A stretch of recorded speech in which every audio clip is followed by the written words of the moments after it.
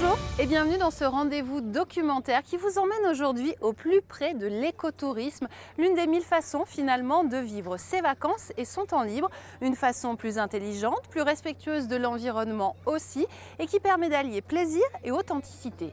Vacances, week-end, temps libre, documentaire vous donne rendez-vous aujourd'hui avec vos loisirs. Le temps libre a progressé en France depuis 1986, plus 47 minutes par jour. Une tendance qui nous touche directement ici en Pays de Savoie parce que nous avons l'embarras du choix en été comme en hiver. Aujourd'hui dans Documentaire, Olivier Thévenet, rédacteur en chef d'Alpes Magazine, est parti à la rencontre de Muriel Faure, directrice de la Grande Traversée des Alpes, pour des idées voyages hors du commun ici en Pays de Savoie. Nous irons aussi au bout du lac d'Annecy, au cœur d'une réserve naturelle de 84 hectares, pour un rendez-vous privilégié avec la faune et la flore des Pays de Savoie. Autre lac, autre rive, direction Aiguebelette et sa maison du lac, pour découvrir un territoire aussi sauvage qu'exceptionnel. Et puis enfin, nous irons au pays du Mont Blanc pour une expérience différente qui va vous intéresser. Un jour et une nuit en cabane en haut d'un arbre. Un rêve d'enfant et désormais d'adulte. Il existe 1000 manières de traverser les Alpes et de les vivre pleinement. Certaines sont plus écologiques que d'autres, mais tout aussi intenses. Olivier Thévenet est parti à la rencontre aujourd'hui de Muriel Faure, directrice de la Grande Traversée des Alpes. L'écotourisme est l'une de ses priorités. Regardez. Alors Muriel Faure, vous êtes directrice de la Grande Traversée des Alpes, plus connue dans le milieu montagne sous l'acronyme GTA. Qu'est-ce qui se cache derrière la Grande Traversée des Alpes et quel est votre rôle aujourd'hui sur ce territoire ? La Grande Traversée des Alpes, elle a été créée dans les années 70. C'était l'époque où l'État investissait massivement pour créer les sports d'hiver, les grandes stations. Et des élus des hautes vallées d'altitude se sont dit qu'est-ce qu'on fait pour la montagne l'été. C'était une période plutôt de désertification, d'exode de la montagne. Donc ils ont décidé de travailler à la relance du tourisme estival par la traversée des Alpes à pied. Et par le GR5, ils ont créé la Grande Traversée des Alpes, l'association, dont le premier objet était de retravailler sur des étapes plus courtes et faire descendre les clientèles dans les villages d'altitude pour y être hébergés. D'ailleurs, l'association GTA est toujours propriétaire du concept de gîte d'étape. Nous avons créé le concept de gîte d'étape. D'accord. Alors vous avez créé, vous avez mis en scène, on va dire, un certain nombre d'itinéraires qui portent des beaux noms, parce qu'il y en a un qui est même un itinéraire européen qui s'appelle la Via Alpina, donc qui traverse l'ensemble des Alpes à pied. La vraie grande traversée des Alpes. Il y a la route des Lavandes, les routes des Lavandes, je crois même, les routes du Soleil. Donc tous ces itinéraires qui sont à la fois à pied, mais aussi en vélo, vélo VTT et aujourd'hui vélo à assistance électrique, puisqu'on est quand même dans un développement assez important de ce type de mobilité, mais peut-être qu'on y reviendra plus tard. Comment aujourd'hui vous fonctionnez au niveau d'un territoire qui est quand même assez grand, qui est le territoire alpin, du nord au sud ou du sud au nord, selon d'où on se place, avec les différents acteurs du tourisme qui sont nombreux? Alors, c'est vrai qu'on a des marques qui sont porteuses d'une image positive pour les territoires. La route des Grandes Alpes, les chemins du Soleil, qui est la partie VTT, les routes de la Lavande, la Via Alpina, le GR5. Tous ces itinéraires, ils sont porteurs d'une image positive et qui démontrent que des filières sont structurées. Les clients qui veulent venir pratiquer ces itinéraires, ils savent qu'à travers ces marques, il y a une promesse de qualité, d'hébergement référencé par pratique, un hébergement référencé à la GTA. Cela signifie qu'il a, par exemple pour un itinéraire cycliste ou VTT, un local fermé, un kit de bricolage, de quoi nettoyer son vélo. Donc il sait qu'il va être accueilli par des professionnels. Donc ces itinéraires-là, c'est cette promesse-là que l'on fait à l'ensemble des clients qui viennent sur nos territoires. Alors dans quelle mesure l'itinérance peut-être être considérée comme une forme d'écotourisme? Est-ce que c'est une première forme d'écotourisme qui ensuite peut être un peu plus aboutie, peut-être un peu plus militant, un peu plus engagé. Et aujourd'hui, vous utilisez aussi un terme qui s'appelle le slow tourisme. Oui. Qu'est-ce que ça veut dire? Est-ce qu'on est aussi proche de l'écotourisme ou pas? Est-ce que c'est des mouvements aussi qui ont tendance à se développer, d'où ils viennent, qui ils concernent? Voilà. Est-ce que vous qui êtes un peu au milieu de tout ça, qui captez un peu toutes ces tendances, qu'est-ce que vous en pensez et comment vous voyez les choses aujourd'hui? Alors, la GTA, en fait, elle s'est toujours appuyée sur les atouts du territoire. La GTA n'a jamais créé de toutes pièces un itinéraire. On s'appuie sur des sentiers existants, sur des chemins, sur des routes. Simplement, on les met en musique et on les met en scène, c'est-à-dire qu'on s'assure du bon jalonnement par pratique, plus ou moins sportif, on s'assure des hébergements et des services tout au long de l'itinéraire, on s'assure également de créer les bons supports de qualité, mais quand on dit valoriser l'existant, c'est créer de la plus-value, créer de la valeur ajoutée.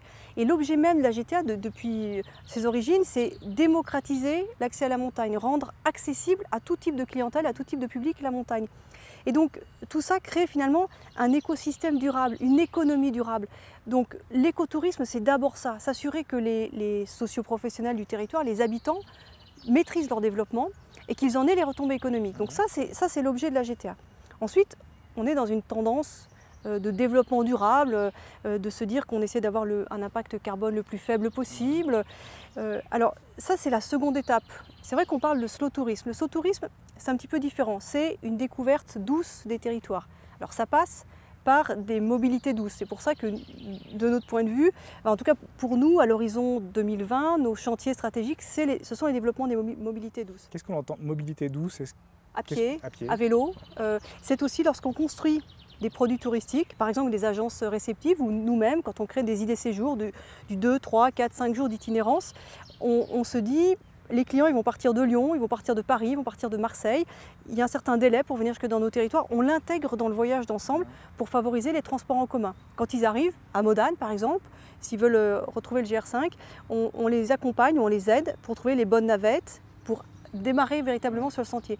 Donc en fait, l'écotourisme, c'est d'abord cette première façon de faire.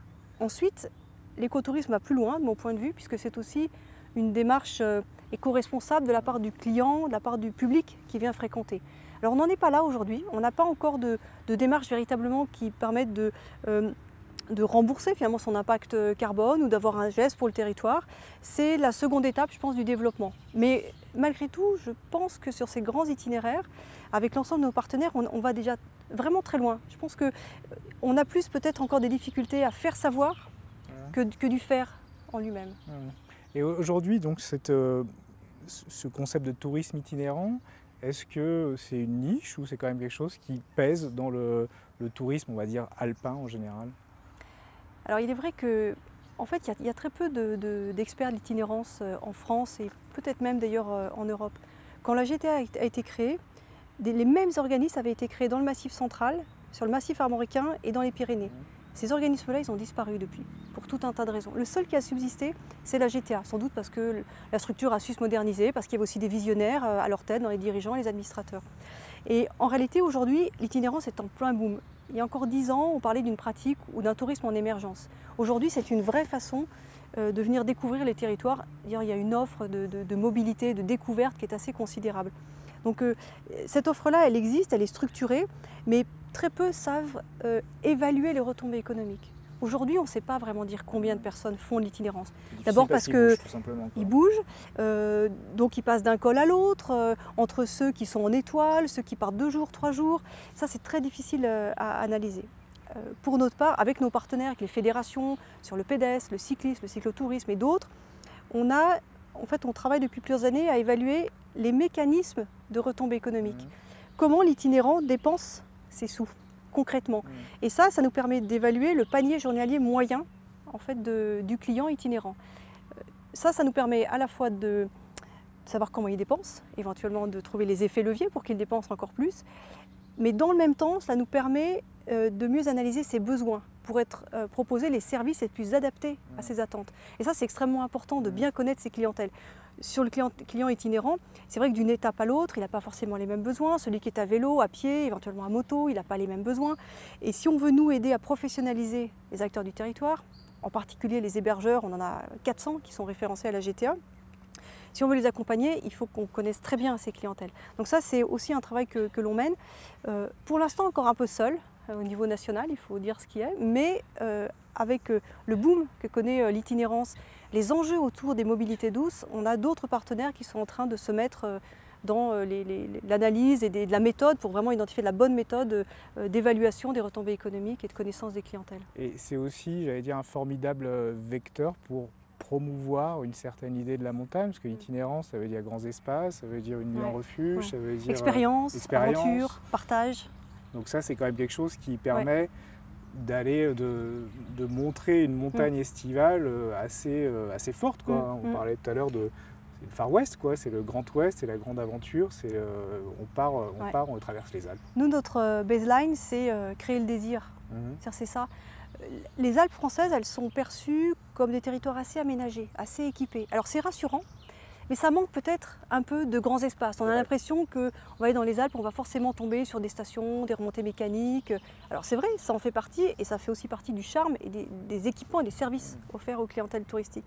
Mais on a encore beaucoup d'autres choses et on peut très facilement faire le pas de côté finalement. Donc c'est ce qu'on essaye de présenter.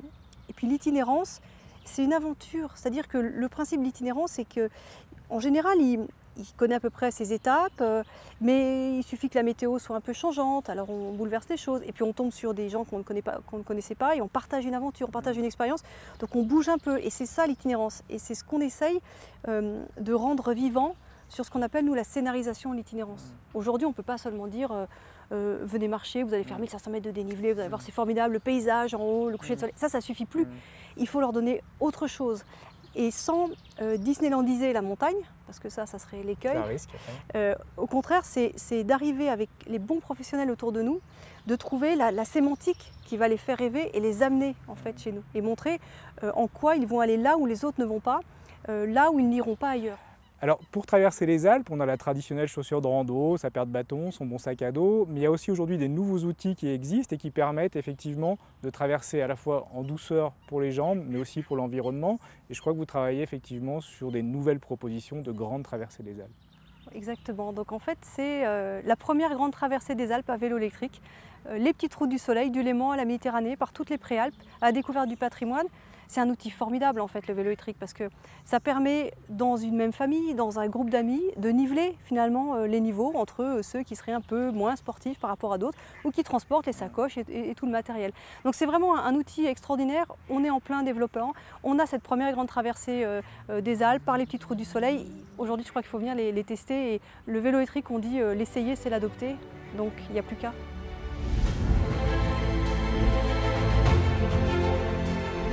La faune et la flore intactes, c'est un petit peu l'esprit des réserves naturelles, des réserves qui ne manquent pas d'ailleurs en Pays de Savoie. Les équipes de documentaires sont allées au bout du lac d'Annecy, au cœur d'une réserve naturelle de 84 hectares, où les touristes et les visiteurs sont un petit peu les invités de la nature.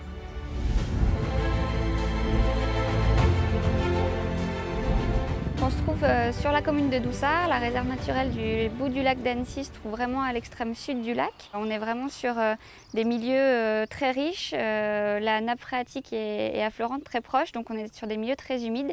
Donc on va retrouver très proche du lac des roselières et puis en s'éloignant, on retrouve des prairies humides et puis ensuite des boisements qui petit à petit ont pris leur place sur le milieu. La richesse de la réserve naturelle du bout du lac, c'est d'abriter ces milieux humides originaux qu'on retrouve de moins en moins dans le département et plus largement en France. Donc c'est des milieux qu'on essaie d'entretenir ouverts. On passe pour faucher, ouvrir le milieu une fois par an à peu près. Et ça nous permet de conserver des cortèges de fleurs et d'animaux qui sont vraiment spécialistes de ces milieux ouverts. On peut voir sur la prairie centrale nombreuses espèces d'orchidées par exemple, et puis pas mal d'insectes, des libellules, des papillons, des choses comme ça. L'emblème un petit peu de la réserve, ça reste le castor, qui fréquente beaucoup les deux rivières qui parcourent la réserve naturelle, donc l'Ire d'un côté et l'eau morte. Et puis on a un cortège d'oiseaux aussi très diversifié parce qu'on a justement cette alternance de milieux ouverts et de milieux fermés, de type plus forêt ou roselière. La réserve naturelle, donc elle est ouverte à tout le monde toute l'année. On peut venir la découvrir en autonomie ou on peut venir la découvrir avec des animateurs d'Aster qui proposent toute l'année, un peu plus l'été, mais des sorties de découverte de la réserve et des sorties thématiques aussi sur les fleurs, sur les oiseaux, sur l'histoire de la réserve. Et sinon, quand on vient tout seul, on a depuis peu mis en place des panneaux pédagogiques. Donc il y a 10 panneaux répartis le long du sentier accessible à tous qui permettent d'apprendre beaucoup de choses, pareil sur les milieux, sur les espèces, sur le lac, etc. Quand on a réfléchi à comment rendre cet espace accessible au public, petit à petit la réflexion a évolué et le gestionnaire s'est dit on va mettre en place un sentier accessible en fauteuil roulant et qui soit vraiment de qualité pour que les gens finalement qui viennent aujourd'hui sur la réserve aient un cheminement confortable sympathique et du coup les gens restent sur le sentier. La réserve naturelle du bout du lac d'Annecy, pour nous, c'est un petit peu une exemplarité en matière d'aménagement qui ont été réalisés et conçus pour l'ensemble des personnes en situation de handicap. Nous avons des équipements qui sont pour les personnes à mobilité réduite. Nous sommes sur un espace qui est totalement aménagé de plein pied avec un cheminement varié entre des gravats, des paletages. Et puis vous avez aussi des aménagements qui ont été dernièrement réalisés pour les personnes qui sont malvoyantes avec des pupitres installés. L'écotourisme, c'est pour tous, aussi bien pour les valides que pour les personnes qui ont besoin d'avoir un accompagnement ou des équipements spécifiques. On essaie de travailler aussi pas mal avec l'Office de tourisme local pour essayer justement de mettre la réserve dans un réseau de destinations touristiques pour que voilà, les personnes qui viennent puissent avoir aussi accès à des hébergements, à des modes de déplacement doux. Il y a une voie verte qui est réalisée tout le tour du lac, donc les gens peuvent venir d'Annecy à la réserve naturelle en vélo, peuvent camper, etc. Donc je pense qu'on s'inscrit dans un système global plutôt écotouristique.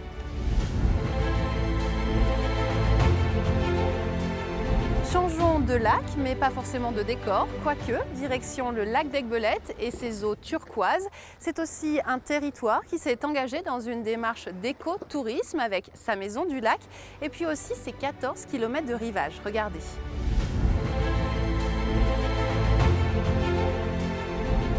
Cette maison du lac, c'est un projet qui a commencé en 97-98. Et sur la volonté des élus d'avoir une carte de visite, un véritable poumon sur le territoire de façon à accueillir, puisque nous sommes ici un territoire touristique, de façon à pouvoir accueillir les touristes dans de très bonnes conditions. Cette maison du lac serait dédiée au lac, serait dédiée au tourisme, serait dédiée à l'environnement, la faune, la flore autour du lac. Aujourd'hui, cette maison, c'est une porte d'entrée sur le lac qui est juste à la sortie de l'autoroute. Ça a été voulu aussi et ça a été décidé. Le but, c'est véritablement de sensibiliser les gens, si vous voulez, parce que le lac d'Aiguebelette est un lac naturel qui alimente 10 ou 11 communes. Donc il y a une préservation extrêmement importante de ce lac. Donc pour les touristes, il y a une sensibilisation qui est faite dans cet endroit qui est un endroit de scénographie, entre autres, et d'explication également sur le territoire, les forces de notre territoire. Il y a plusieurs choses dans cette maison du lac. Il y a d'abord tout le fonctionnement et les bureaux de la communauté de communes. Ensuite, il y a l'office de tourisme. Il y a un coin salon de thé avec une terrasse magnifique où le soir, si vous voulez, les gens viennent se détendre un petit peu sur le bar. Et il y a la scénographie et aussi, si vous voulez, la maison du lac fonctionne beaucoup avec des séminaires. Séminaires d'entreprise, séminaires couplés avec entreprise sport. C'est un véritable poumon pour le territoire et c'est un équipement que tous les habitants de la commune, du territoire doivent s'approprier absolument. La boutique, on s'est donné comme règle principale d'avoir des produits situés sur des gens du territoire à peu près sur un rayon de 30 km, de façon effectivement à faire découvrir le territoire. On n'est pas là, si vous voulez, pour faire du volume, on est là pour donner envie. Vous voyez, il y a du miel, il y a du vin, etc. Mais si les gens veulent véritablement acheter en quantité, ils vont directement sur le territoire. Parce que le but premier de cette maison du lac, c'est de renvoyer sur le territoire de façon à avoir des retombées économiques sur tous les gens qui travaillent pour le tourisme sur le territoire. L'écotourisme, c'est des vacances en famille, c'est des VTT, c'est de la marche. C'est complètement différent et je crois que de plus en plus, de par cette, je le dis, cette vie trépidante, hein, cette société qui est pas si simple que ça, les gens ont besoin de se ressourcer et se ressourcer, c'est l'écotourisme. On en est, nous, ici, persuadés. Quand je dis que c'est un véritable poumon pour le territoire et une carte de visite, je crois qu'on a véritablement bien défini ce que c'est que la Maison du Lac.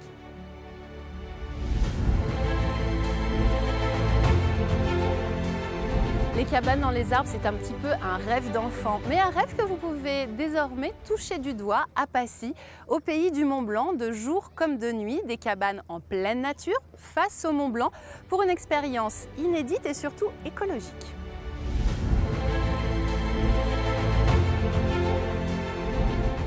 Les cabanes, donc, elles vont de 2 à 6 places. Il y a des cabanes qui sont plus destinées pour des couples qui veulent venir faire un petit week-end en amoureux. Et puis après, il y a des cabanes qui font 6 places avec des lits superposés et puis des lits à tiroirs qu'on peut ouvrir que pour la nuit.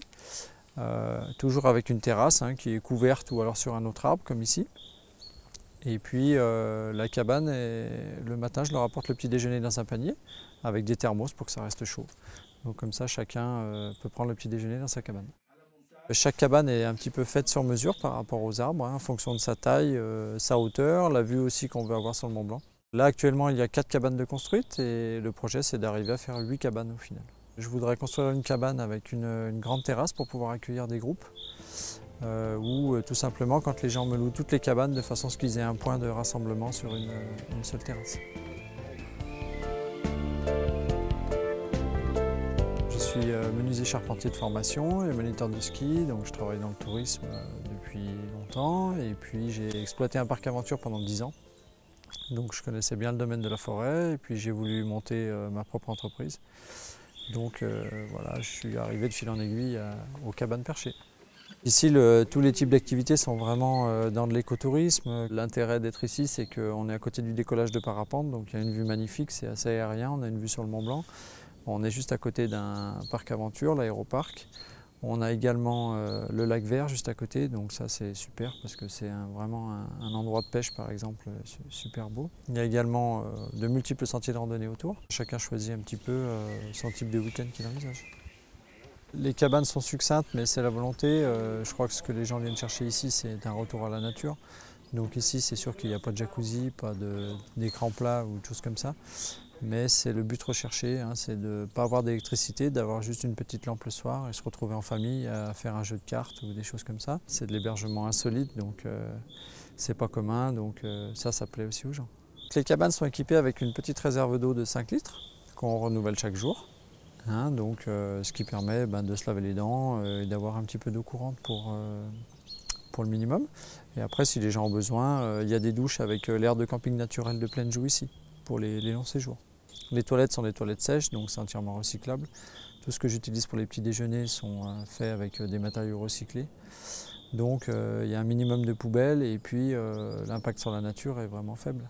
C'est un milieu naturel qui est absolument fantastique avec la vue sur le Mont Blanc. Les gens sont de plus en plus stressés par leur vie professionnelle.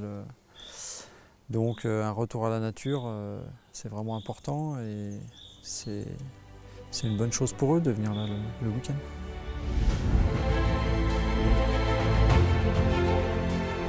Sachez pour terminer cette émission que les réserves naturelles des Pays de Savoie vous attendent cet été avec de nombreuses animations et des visites guidées. C'est la fin de ce rendez-vous documentaire consacré, vous l'aurez compris, aux vacances, aux loisirs, au temps libre et à l'écotourisme. Nous, on se retrouve très vite pour un nouveau rendez-vous documentaire que vous êtes de plus en plus nombreux à suivre sur 8 Mont Blanc et en replay sur 8montblanc.fr. Passez un très bel été.